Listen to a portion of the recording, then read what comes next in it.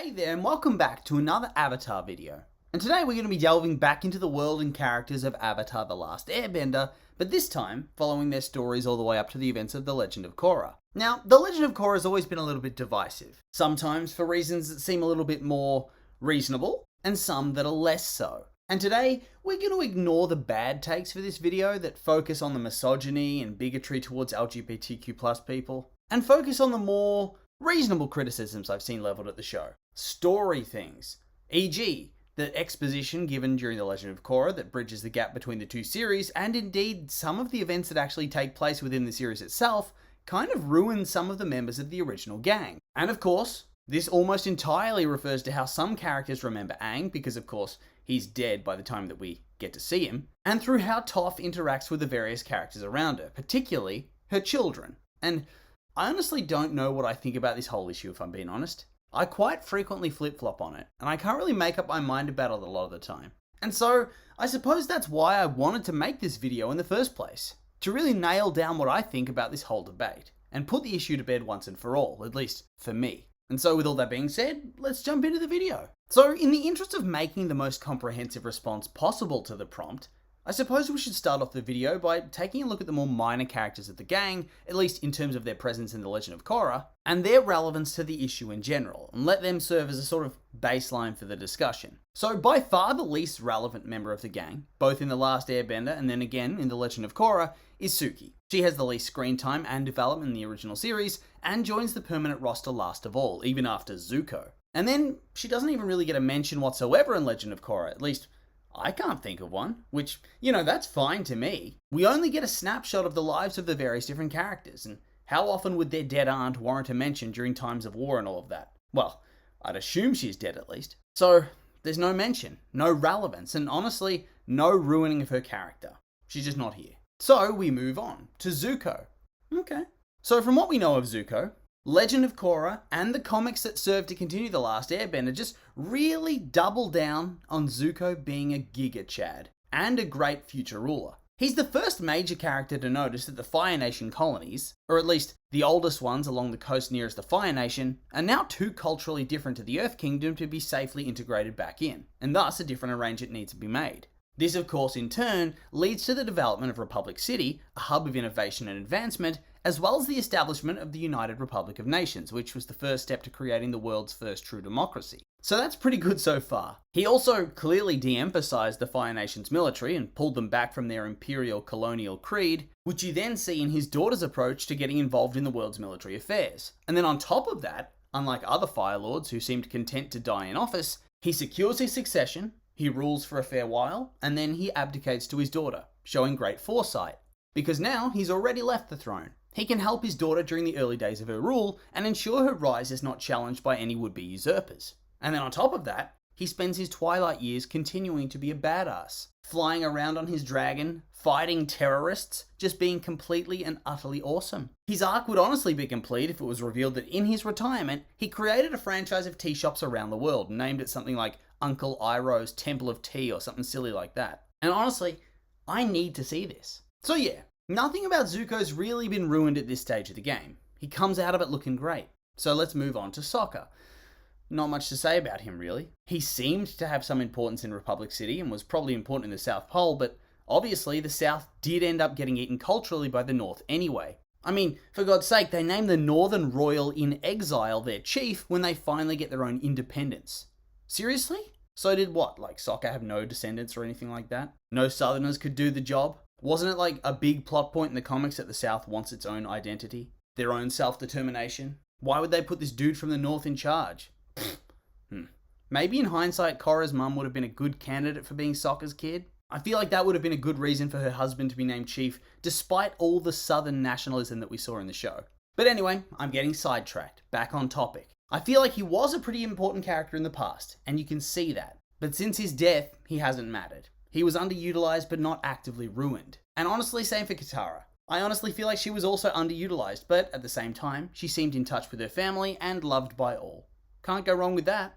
Not ruined. And so, it's time for the main event. Toph and Aang. And we'll start with Toph. So there are two real major complaints that people have surrounding Toph's character. One, that she ended up becoming a cop, which they take umbrage with as a bit of a 180 of her character arc and personality. And then there's also the fact that she's the worst of the good guy parents, as in the worst parent we see that isn't outright deranged like Ozai. And these factors combine to make people feel like her character was somewhat assassinated in a way, made to look terrible in comparison to many others. Okay, so let's start off with the job. I honestly do think it makes a lot of sense. Toph was born blind, and because of this, her parents took away all her agency. They kept her as their little darling locked away in the estate, dressing her up, not letting her do anything, just stuck in a holding pattern. But then she learns her specialized earthbending from the Badger Moles, which puts her on the path to becoming a god-tier earthbender, and becoming the metal bender. She chafes against restriction, she abhors authority figures, and constantly searches for different ways to rebel. She very much becomes my way, or the highway, and loves to be in control of her own destiny. And so I can understand why people think it would be a betrayal of her character and principles for her to found the police force in Republic City and act as its chief for years and years. Because on that surface, it does seem like a major contradiction. But at the same time, I also kind of like it, because like I said, she chafes at the idea of somebody having authority over her. And so, her getting to be in such a position of power seems like one of those contradictions that you see in everyday life. To prevent herself feeling vulnerable, she becomes what she would have despised growing up, an authority figure. And so yes, whilst it does make her character look like a bit of a hypocrite, it's hypocritical in a way that makes a lot of sense. And honestly, it's the same with her being a bad parent. She overcorrects on what her parents did to her. She's terrified of being controlling towards her daughters. And so she completely disengages from them, to the point that they compete for her very limited attention and try to earn it in different ways. Sue by acting out, and Lin by trying to emulate her service in the police force and make her proud. And then, in true Toph fashion, she hardly acknowledges her fault at all in this family drama, and wonders why everybody is still upset all these years later. And once again, yeah, whilst it doesn't look good on the surface, it doesn't really feel all that surprising to me, or like a stretch. It's done in a way that does make sense for the character. And so whilst it is a little disappointing that they went in this direction, I think it was also a very interesting and unique choice. A lot of shows don't want their heroes to come across as bad or negatively, and so they always make the right decisions in the end. But here, she clearly doesn't, and she doesn't really repent. And it has consequences that actually drive a lot of the story forward. So whilst I do get annoyed by it at times, for me this one is far easier to accept, because it does make sense in the parameters of the story being told. But then we come to Aang and his parenting style, and honestly, I don't know if it does make much sense within his character. But let's work through it and try to figure it out. So for reference, a big plot point and criticism of Legend of Korra is that Aang was a majorly absentee father for the lives of his two oldest children, Bumi, his non-bending son, and Kaya, his water-bending daughter, kind of ignoring them in favour of his youngest airbending son, Tenzin, with whom he had many fabulous adventures, taking him to exciting and exotic locations, whilst the others stayed home.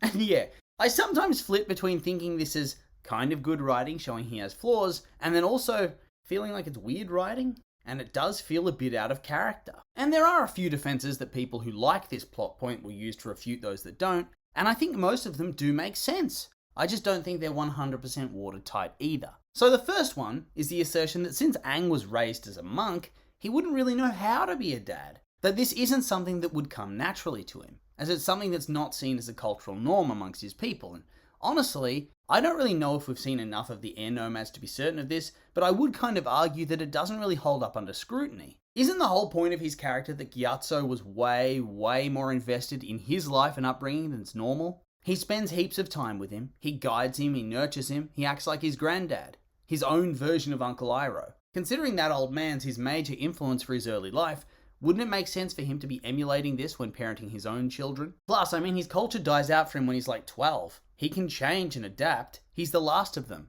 And it's already clear that he doesn't hold those same family values anyway, as he chooses to get married and chooses to have a classic family instead of doing it the typical air nomad way at the temples. Same with his son. So why would him being a distant parent then make sense under that lens? And also, like I said, his culture was extinguished when he was 12. He was still a child, still with heaps of formative years ahead of him.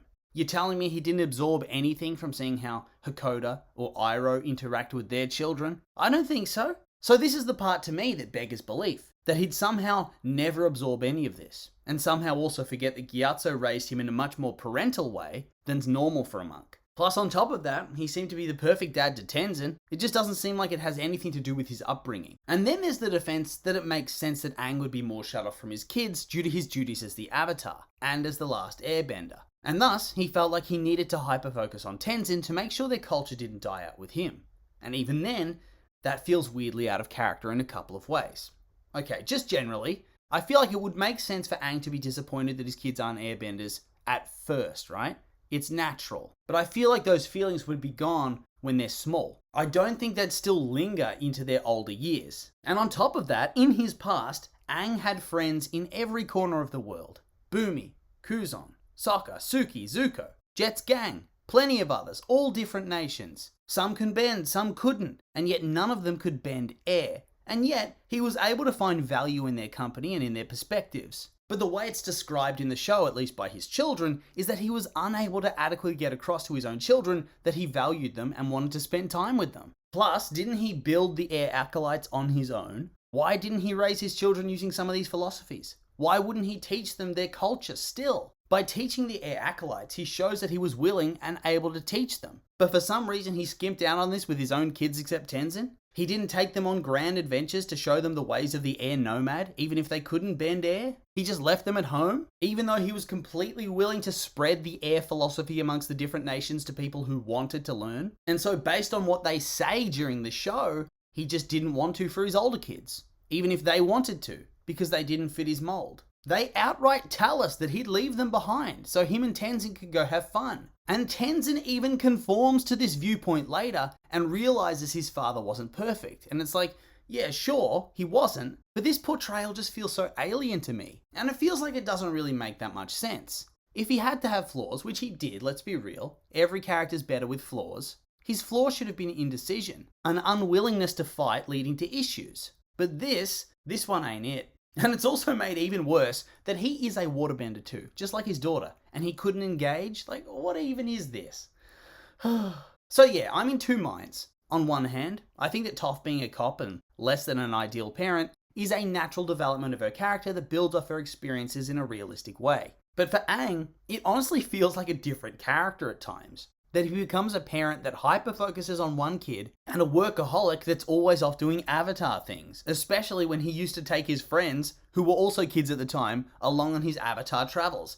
Like, what even is this? His character evolution to me is very disappointing. And I think they could have given him flaws and character critiques that made a lot of sense without doing this. I mean, the Equalists, the Red Lotus, even the rise of Kuvira. You could have linked all of this back to Aang's unwillingness to take hard stances, to be more pacifistic in nature. He's always appeasing, trying to make peace instead of hitting the real issues. But instead of doing that, they went the route of making him an absentee dad, which was very lame to me. Didn't like it. But of course, those are just my opinions, and now I'd like to hear yours. What do you think about my stance on these issues? You agree with me? Disagree? I'm curious for your thoughts, so make sure to like, comment, and subscribe, and let me know.